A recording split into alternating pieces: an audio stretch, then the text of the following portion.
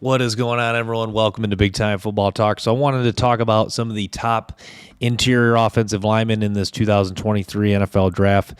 Starting with number 5, it's Steve Avila out of TCU. And Avila, a guy that played some really good football for TCU this past season, comes in at 6'3 and a half, 33-inch arms. You know, what stands out about Avila, I like that he will finish blocks, has some serious upper body strength, has a good anchor, guy that can get to the second level and block linebackers, can do some, is an effective reach blocker. That's not like he's not like super strong at it. Side to side movement is not really great. That is one area that he is lacking. Doesn't really have as much flexibility to open the hips.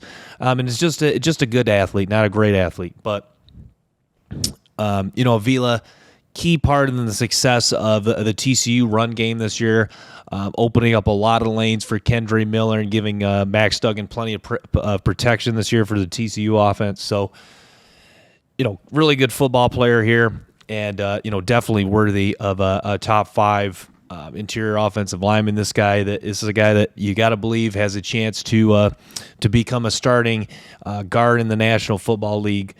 So he comes in at number 5, Steve Avila, number 79 for TCU. Number 4, Luke Wypler from Ohio State. Yeah, Wypler, just a guy that is steady as can be. Played some really good football the last couple seasons for Ohio State. Still a young guy, just 21 years of age. This is a guy that really just competes every play. Good hand usage, good, pretty quick twitch. A very solid athlete.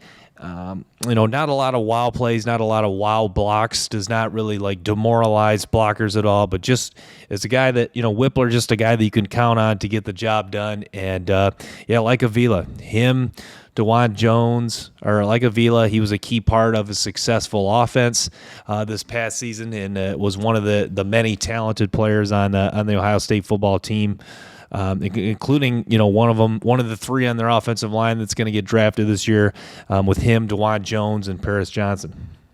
But yeah, Wypler is a guy you got to believe that could be a guard at the next level. But I think this is a guy that has a long future ahead of him, starting at the center position. 6'3", 303 pounds, 31 3/8 arms. Does have pretty short arms. That is a concern. Maybe that is one thing, or one reason why he probably is going to have to be a center in the National Football League. But yeah, the competitiveness, like I reiterated, does stand out with Wypler, guy that does have the athleticism to block in the open field, whether it's on screens or in this, when he's trying to get to the second level. Does have the ability to pull. His strength and his his overall strength and aggressiveness does not necessarily allow him to stonewall blockers when he's pulling, but does have the ability to get in front of blockers when he's pulling. So yeah, whether it's reach blocking, whether he's blocking well on the run, he can do that as well. But in the side to side movement is very solid as well. So yeah, Luke Wypler, got a very solid grade for me. Just a very rock solid football player, likely going to be a center in the NFL, and guy that with his shorter arms and however the NFL values center, guy that'll probably be pushed down the board a little bit, but a very good football player nonetheless. Played some high level football for the Ohio State Buckeyes these past few seasons, and yeah. Number 3, O'Cyrus Torrence out of Florida. O'Cyrus Torrence, just a big man that no one moves. 6'5", 330 pounds, 33 and 3/8-inch arms, 23 years of age, a transfer from Louisiana. And, O'Cyrus Torrence is just a guy that, very good anchor. This guy almost never gets pushed back. Very good at combination blocks. Mano a mano, man blocking. In a man blocking scheme, you're going to love this guy because he just does not lose one-on-one man blocks. And, double team can really demoralize defenders on double teams. recognizes blitzes, stunts well, picks those up. Ability to can really just when he's reach blocking or pulling can just take defenders and just clear them completely out of the play, whereas they become a non-factor, as far as them making a tackle. So just a very smooth football player overall. Really reminds me a lot of Zion Johnson from last year. So yeah, you got to love Osiris Torrance's game. This is a dude that's just balled out this year for Florida. Really one of the few bright spots in the Florida offense, along with Anthony Richardson. But yeah, this is a guy that, whoever gets him, you likely got yourself a day one starter at the guard position that you can pencil in, and you're ready to go. So Osiris Torrance comes in at number 3 out of Florida. Number 2 is Cody Mauch from North Dakota State. Cody Mauch, guy that played primarily tackle for North Dakota State. Very good athlete, moves very well. I like that he, just every play he's getting his job done. Whether he's pulling, pass protection, he's just always getting his job done. You can always count on him to, stay in front of his man, mirrors, defenders very well. Did not play at the highest level at North Dakota State, but had a excellent career, and his 2022 tape is very phenomenal. So, yeah, he is a guy that pretty good size, but shorter arms, is going to project to a guard at the next level. So, with him likely being a guard and not a tackle, you'll likely get pushed down the board a little bit. Be interested. He's a guy that, people will really be wondering where he's going to go in this NFL draft. But yeah, I mean, there's not a lot of negative, really nothing weak, really not any weaknesses to Cody Mauch's game. I guess you could question, like some people have touched on this, maybe question how good his anchor could be in the NFL, but because it's he was not really challenged as far as playing in the FCS level. You're not really challenged by guys with more power. So that is his anchor in the NFL will be a little bit of a question, but an excellent athlete, excellent football player, moves side to side very well. It's the guy that came into North Dakota State, was a tight end, and bulked up and moved to tackle, and became a high level tackle for the North Dakota State Bison. Number 1, John Michael Schmitz from Minnesota. Michael Schmitz, just a beast at the center position for the Minnesota Golden Gophers. A guy who just in pass protection, no one moves this guy. I mean, anchor is very good. He just can seal off blockers in the run game. Like Osiris Torrance can just push guys completely out of the play where they become a non-factor, and that guy is not going to make a tackle. It's a guy in the middle of the offense. As a coaching staff, you just have no worry that he's going to, allow pressure or get driven back and allow his man to disrupt the offense. So, yeah, Michael Schmitz, just excellent football player, very good strength, has good pop with his hands. And he is a guy that will look to finish blocks. He does want to demoralize defenders. He's a guy that does an excellent job of recognizing blitzes, stunts, can block linebackers, defensive backs in the open field. He's a very good athlete. Or I would say he was a good athlete. Yeah, a little shorter, 6'3.5", 301 pounds. Arms are a little bit on the shorter side. It's 32 5/8 inches. He's 24 years old, was a redshirt senior this past year. But is a guy that even if a defender does beat him initially off the snap, he can quickly get back into a good athletic position and stop the defender from getting home. But yeah, Michael Schmitz, to me, this is to me, he's a first round worthy guy. I think he's a day one starter in the National Football League. I think this guy has a very bright future ahead, played a lot of football for Minnesota at a high level. So, yeah, I mean, I'm not really sure what else I want to say on him. Just excellent football player and likely of a first round pick. So that rounds out my top 5 interior offensive linemen. Number 5, Steve Avila from TCU. Number 4, Luke Wypler from Ohio State. Number 3 is Osiris Torrence from Florida. Number 2 is Cody Mauch, North Dakota State. And then number 1, John Michael Schmitz from Minnesota. So let's talk. Jalen Hurts got paid today. 5 years, $255 million contract, highest paid player in NFL history now. $110 million of that is fully guaranteed by March of 2024.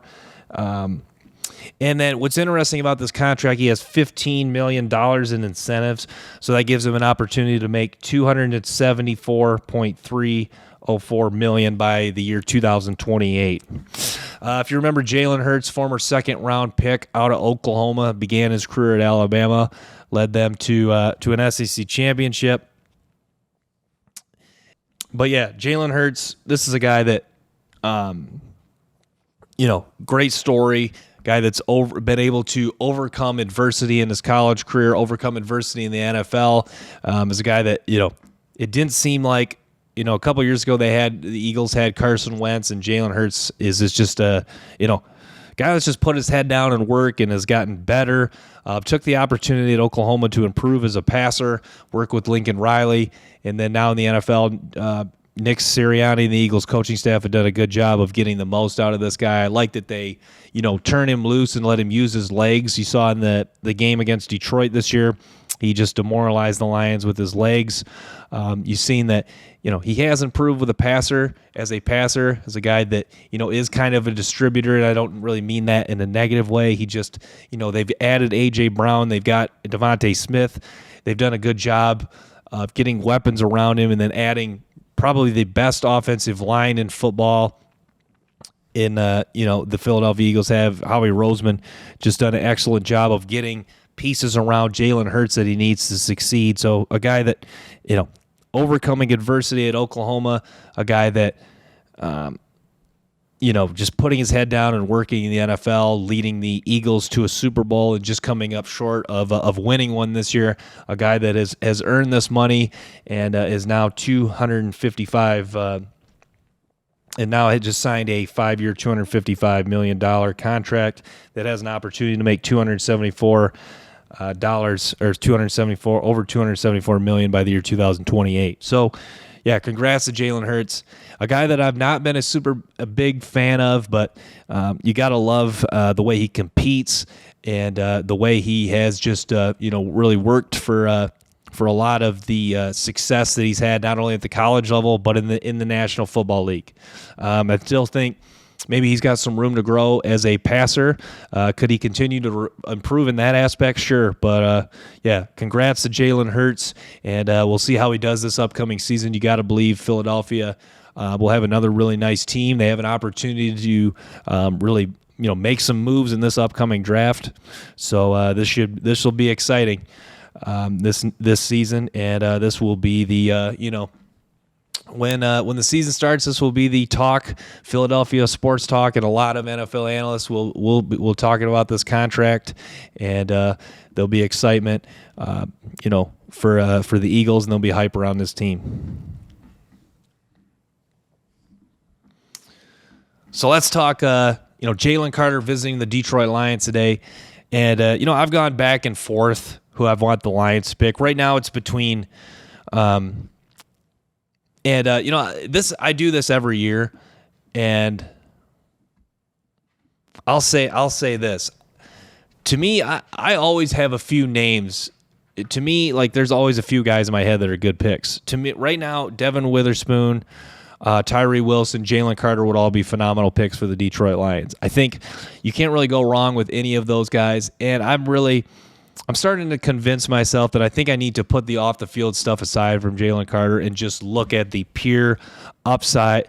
Just focus in on the tape. I think I need to continue to block out the noise and just think of the upside that Jalen Carter has, and just, this was, I was listening to Detroit Sports Talk, and some caller made a good point today. This was a pick that the Lions, well, I guess they earned through the Matthew Stafford trade, but it does feel like almost like a bonus pick because, Lions trending in such a good direction that, maybe this, like if they just had the 18th pick this year, I would still be, fairly confident about next year. So it feels like more of, this almost feels like more of like a birthday gift, if you will. So yeah, why not take a swing at 6 for a guy that, if all things go smoothly and he's in shape and he's ready to go, this is a guy that could have a lot of success and is the missing piece to the Detroit Lions defense. This is a guy that could disrupt that interior of the defense and help out Hutchinson and James Houston get that pass rush and help out McNeil and Pascal on the inside. Then this is awesome. So it'll be interesting how this interview goes, what the Lions' takeaway is from interviewing him, and if do they remove him off the draft board? Do they think more highly of him now that they get a chance to sit down and learn more about him? So it'll be interesting what comes out of this interview. I'm not really sure. You might have to wait till maybe after the draft to hear anything about this. But it's always exciting. To hear that Detroit are interviewing these guys, and you wish you could be a fly on the wall and learn and hear what what questions ask him. Do they drill him pretty hard? Do they ask how many tough questions they ask him? Is it more of a laid back thing? Do they just not try to press him and just see what he has, what thoughts he just wants to put out there on his own. So, yeah, Jalen Carter visiting the Detroit Lions today. A guy that you gotta believe very much in play right now for the Lions at 6. We'll see what Seattle does. It seems like Seattle's the most likely spot for Jalen Carter, but we will find out shortly here in just over a week. So the last thing I wanted to touch on, I want to talk a little bit about what the Atlanta Falcons will do at pick 8. So if you look at the Atlanta Falcons, obviously quarterback is a need. Offensive line they could upgrade. On the defensive side of the ball, defensive line is a position they could look at. Linebacker, pretty much, obviously a lot of spots they could upgrade for Atlanta. I'll be honest, at pick 8, to me, I think Atlanta should go. I'll do 2 guys. I'll say it. Even though part of me, I'll say Bijan Robinson. And I know they took Tyler Algier and they had a nice year last year. Bijan Robinson is at pick 8. If you could get a top, Bijan Robinson, arguably a top 3 player in this draft. If you can get him at pick 8, that is a huge win for the Atlanta Falcons. And, this is a roster. It kind of reminded me of the Lions a couple years ago. This is a roster that is just, is dying for blue chip talent. I mean, I know you do have A.J. Terrell, Grady Jarrett, but outside of those guys, they just need some more dudes on this team. So, Bijan Robinson at 8. The other option would be Darnell Wright. And why I say Darnell Wright is because this is a team that, Jake Matthews is getting a little older. He's been a nice player. Lindstrom's been pretty solid. The offensive line, I would say, it's kind of like the Raiders. It's pretty solid, but you add Darnell Wright, a guy that could play tackle, guard, and now you're going in and you're thinking, hey, our offensive line could be a legitimate strength. And, that extra time for Mariota or Ritter, whoever plays quarterback for Atlanta, that extra time will be key, especially with Calvin Ridley coming back. Hopefully Kyle Pitts takes another step in his development. So that could be crucial for Atlanta. And on the defensive side of the ball, hopefully AJ Terrell is healthy. But I'll throw out a third guy for Atlanta. Third guy could be Luke Van Ness. Why I say Luke Van Ness is because Grady Jarrett. So I keep referencing the Raiders because, Atlanta has kind of the opposite problem. I know they bring back Lorenzo Carter. Lorenzo Carter is he's not a very good or elite pass rusher. He's a solid pass rusher. I know he had a pretty nice season, but he's never going to be like an elite pass rusher. Why I reference the Raiders, the Atlanta has kind of the opposite problem. Grady Jarrett gets penetration in the middle, but a lot of times quarterbacks can just flush the pocket because they have really no edge threat. You add Luke Van Ness, a guy that can, you can put next to Grady Jarrett and really disrupt that middle, or a guy that you can play in like the 4 or 5 technique and he can dominate a tackle. Or you can even, Van Ness does have the ability to stand up in a 2-point stance and rush from like the 6 to wide 9 technique. Ideally, do you want him to do that? Probably not.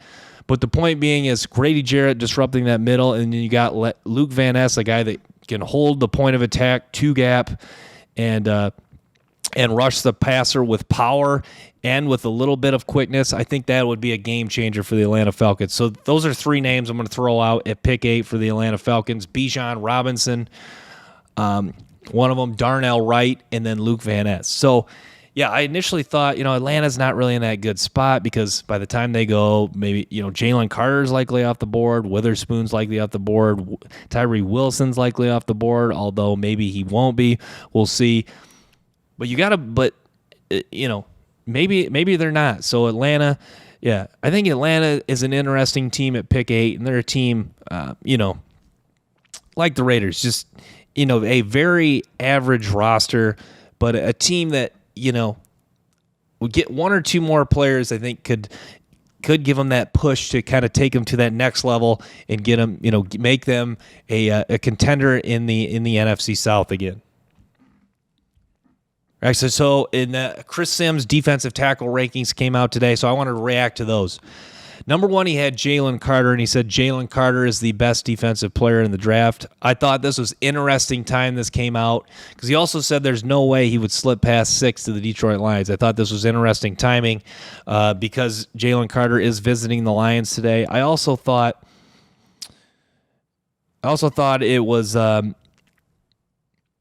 interesting. Chris Sims was not concerned about the workout. He thought that he's the ultimate guy that where you can just say go put on the tape. The tape speaks for itself. Which the more I thought about it, I think that's a good point, and I'm behind that. And with Jalen Carter, I think that when a guy is proven that much on tape, a lot of these things are only going to push him down. Do I like that? With the off the field drag racing stuff, obviously, is that a worry? Is that worrisome? Yes. His character in question, is that a worry? But you know what? I don't. That's up to the teams to figure this stuff out. And like Sim says, it's we can only go by what's on tape, and the tape is very exceptional. And he said something funny. He goes, when I'm watching the tape, I couldn't tell sometimes am I watching the full game tape or am I watching a highlight tape? And that gave me quite a chuckle. But yeah, Carter, excellent player. 2, he had Kalijah Cansey out of Pitt. 3, Brian Brzee from Clemson. 4, Mozzie Smith from Michigan. And then 5, the guy from Northwestern. I have trouble. Adetomiwa. I'm not even going to try to. I don't want to be disrespectful and butcher his name, but the Northwestern defensive end. So I thought Brian Brzee at number 3 was interesting because Brian Brzee was a guy I like and I do have in my top 5 defensive tackles, but he's a guy kind of like Will Levis. When you kind of hear all the pushback as of late, it makes you really wonder if you really want to go back and reevaluate. But Brian Brzee, it seemed like was a guy, like he touched on, was asked to hold the point of attack a lot at Clemson.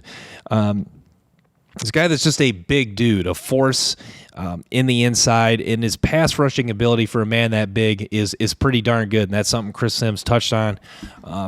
Also with Brian Brzee, he's a very good athlete. I mean, this guy that ran like in the 4.9s, excellent vertical, good strength. He's a guy that's overcome adversity in college, just battled numerous injuries, lost his sister very, very tragically. So, a guy that's overcome adversity and a guy that, came from a high pedigree, being a number 1 overall recruit out of high school. And so he had, and then Mozzie Smith at 4. Mozzie Smith I've watched a lot at Michigan.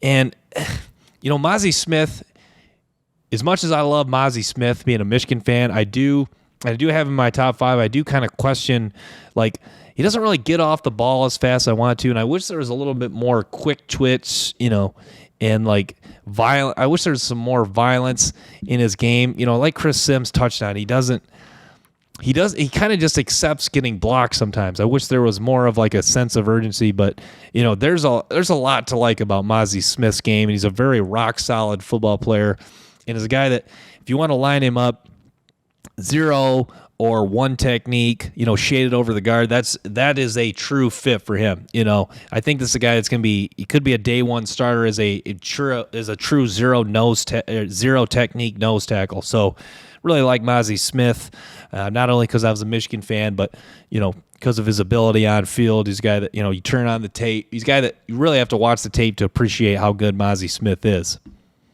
And then you had Cansey at number 2 from Pitt.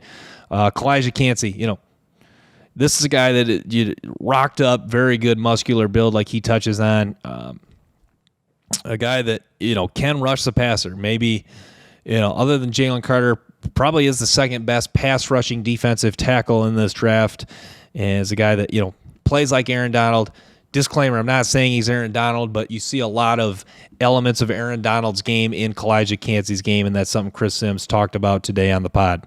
So I'm going to wrap with that, guys. Thanks for tuning in to Big Time Football Talk. Make sure to stay tuned for more episodes and clips from the show. Till next time, peace.